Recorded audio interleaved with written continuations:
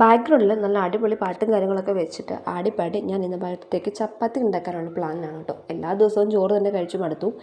ഇന്ന് വേറെ എന്തെങ്കിലും ഉണ്ടാക്കാം, ചപ്പാത്തി ഉണ്ടാക്കിയാലോ എന്നൊരു ഓപ്ഷൻ പറഞ്ഞപ്പോൾ എനിക്ക് പ്രത്യേകിച്ച് പറയാൻ മറുപടി ഒന്നും ഇല്ലായിരുന്നു. അതുകൊണ്ട് പിന്നെ എന്നാൽ ചപ്പാത്തി ഉണ്ടാക്കാമെന്ന് വിചാരിച്ചു. ഞാൻ ചപ്പാത്തി മേക്കറും അല്ലെങ്കിൽ ചപ്പാത്തി പ്രസ്സർ എന്തായാലും പറയാം അതൊന്നും ഉപയോഗിച്ചിട്ടല്ല കേട്ടോ ഇവിടെ ചപ്പാത്തി പരത്തുന്നത്.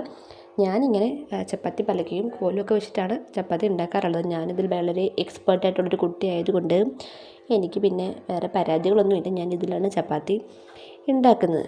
അപ്പോൾ ഇതിപ്പോൾ ഒരു 7 മണിയോളം ആയിട്ടുണ്ട് സമയം. അപ്പോൾ പാട്ടൊക്കെ വെച്ചിരിക്കുന്നത് എന്തിനാണെന്ന് വെച്ച് കഴിഞ്ഞാൽ എനിക്കൊരു 6 മണി കഴിഞ്ഞ് കഴിഞ്ഞാൽ പണിയെടുക്കാമെന്ന് പറയുന്നത് ഭയങ്കര മടിയുള്ളൊരു കാര്യമാണ്.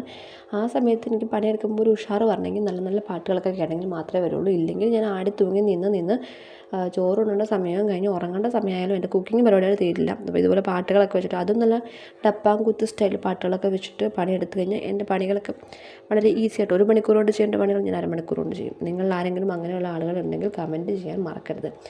എന്തായാലും പാട്ടിൻ്റെ താളത്തിനനുസരിച്ച് ഒരു 10-12 ചപ്പാത്തികൾ ഞാൻ പരത്തി എടുത്തിട്ടുണ്ട്. ഞാനവിടെ ചപ്പാത്തി പരത്തുന്ന സമയത്ത് ഇവിടെ ഇവർ രണ്ടുപേരും കൂടെ ഫോണൊക്കെ കണ്ട് ചില്ല് ചെയ്തിരിക്കുകയാണ്. നമ്മുടെ ലാലേട്ടൻ്റെ ഏതോ ഒരു മൂവിയാണ് കേട്ടോ കണ്ടുകൊണ്ടിരിക്കുന്നത്.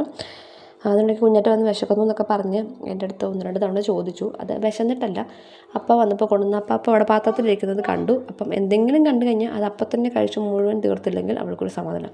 പിന്നത്തേക്ക് എടുത്ത് വെക്കാമെന്ന് പറയുന്നത് ഞങ്ങൾക്ക് ചിന്തിക്കാൻ പോലും കഴിയാത്ത കാര്യമാണ്. അത് കിട്ടാനായിട്ടാണ് 2-3 തവണ കുട്ടി എൻ്റെ അടുത്ത് വന്നിരുന്നു. പക്ഷേ അത് വിദഗ്ധമായി ഞാൻ കുട്ടിയെ ഒഴിവാക്കി. അങ്ങനെ നമ്മൾ ചപ്പാത്തിയൊക്കെ ഉണ്ടാക്കി കഴിഞ്ഞിരിക്കുകയാണ്. അപ്പോഴും അവരുടെ ടി വി കാണിച്ച് അവിടെ കഴിഞ്ഞിട്ടില്ല. രണ്ടുപേരും കൂടെ തകർത്ത് ടി വി കണ്ടുകൊണ്ടിരിക്കുകയാണ്. സോറി, ടി വി അല്ല, മൊബൈൽ. അപ്പോൾ ഞാനിങ്ങനെ എണ്ണ ഒഴിച്ചിട്ടാണ് കേട്ടോ ചപ്പാത്തി ഉണ്ടാക്കാറുള്ളത്. എനിക്ക് കുറച്ച് എണ്ണമയമൊക്കെ ഉള്ളതാണ് ഇഷ്ടം. ചില ആളുകൾ എണ്ണ ഒഴിക്കില്ല എന്ന് തോന്നുന്നു ചപ്പാത്തി ഉണ്ടാക്കുമ്പോഴേക്കും. എനിക്കിങ്ങനെ എണ്ണയൊക്കെ ഒഴിച്ചിട്ട് കുറച്ച് നല്ല നെയ്യൊക്കെ പറ്റി അങ്ങനെയൊക്കെ ഉണ്ടാക്കുന്ന ചപ്പാത്തിയാണ് ഇഷ്ടമുള്ളത്. അപ്പോൾ ഇന്ന് ചപ്പാത്തിക്ക് നമുക്ക് എന്ത് കറിയായിരുന്നു? പരിപ്പ് കറിയായിരുന്നു കേട്ടോ. പരിപ്പ് കറിയും മാങ്ങ അച്ചാറും കൂടിയിട്ടാണ് ചപ്പാത്തി കഴിച്ചത്. ഒരു വെറൈറ്റി കോമ്പിനേഷനാണ്. എനിക്ക് ഭയങ്കര ഇഷ്ടമാണ് കേട്ടോ. ഈ അപ്പം, ദോശ, ചപ്പാത്തി, പൂരി ഇങ്ങനെയുള്ള സാധനങ്ങളുടെ ഒക്കെ കൂട്ടത്തിൽ ഞാൻ മാങ്ങ അച്ചാർ കൂട്ടി കഴിക്കും. എനിക്കത് ഭയങ്കര ഇഷ്ടമാണ് ആ ഒരു കോമ്പിനേഷൻ. നിങ്ങളങ്ങനെ കഴിക്കുന്നവരുണ്ടെങ്കിൽ അതും കമൻറ്റ് ചെയ്യാനായിട്ട് മറക്കണ്ട. അപ്പോൾ ഞങ്ങൾ ഭക്ഷണമൊക്കെ ഉണ്ടാക്കിയിട്ട് നമ്മളിവിടെ തറയിലിരുന്നിട്ടാണ് കേട്ടോ ഫുഡ് കഴിക്കുന്നത്. ഫുഡൊക്കെ ഉണ്ടാക്കി എല്ലാം സെറ്റാക്കി ഞങ്ങളെല്ലാവരും കൂടെ അടിപൊളിയായിട്ട് ഫുഡൊക്കെ കഴിച്ചു.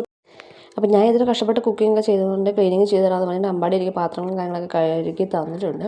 അപ്പോൾ അങ്ങനെ ഇരുന്ന് കഴിഞ്ഞപ്പോഴാണ് എന്നാൽ പിന്നെ ഒരു പാനിപ്പൂരിയും കൂടെ കഴിച്ചിട്ട് വന്നേക്കാം എന്നൊരു പ്ലാൻ തോന്നിയത്. പിന്നെ ഒന്നും നോക്കിയില്ല, നമ്മൾ നേരെ പുതിയകാവിന് പോയി ഒരു പാനിപ്പൂരിയും കഴിച്ചിട്ട് വേഗം തിരിച്ച് വീട്ടിലേക്ക് വന്നു കേട്ടോ. അപ്പോൾ ഇന്നത്തെ ഒരു കുഞ്ഞു വീഡിയോ ഇത്രയേ ഉള്ളൂ. അടുത്ത വീഡിയോയിൽ കാണാം.